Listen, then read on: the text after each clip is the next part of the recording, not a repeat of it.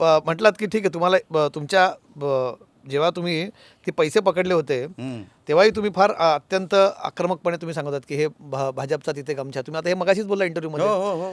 मग पैशाचा भाजप वाटतो हा तर तुम्हाला मान्य तो तुमचा आरोप आहे. कार्यकर्ता सन्मानित चव्हाण साहेबांचा होता. निवडणुकीत भाजपकडनं पैसे वाटप झालं.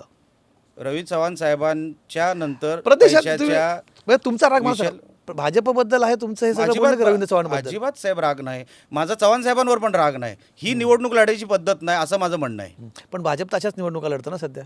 नाही लढत साहेब. चव्हाण बघा रवींद्र चव्हाणांनी पक्ष वेगळे कसे करता येतील? ते प्रदेशाध्यक्ष बरं ते काय तिथले स्थानिक नेते नाहीत ना. मी काय करू शकतो हे ओळखतो. भाजपच्या राज्याच्या प्रदेश संघटनेचे ते अध्यक्ष आहेत. साहेब मी व्यक्ती काय करू शकतो ते ओळखतो. मी त्यांच्यावर काम केलंय साहेब. मी त्यांच्यावर काम केलंय म्हणून मला माहिती आहे की ते काय करू शकतात ते. पण त्यांनी ह्या सगळ्या प्रकरणामध्ये त्यांचा रोल हा फक्त तिथला काय म्हणतो त्याला जुळवाजुळव करण्या इतका रोल होता. प्रदेशाध्यक्ष म्हणून रवी चव्हाणांचा रोल वेगळा नव्हता तिकडे.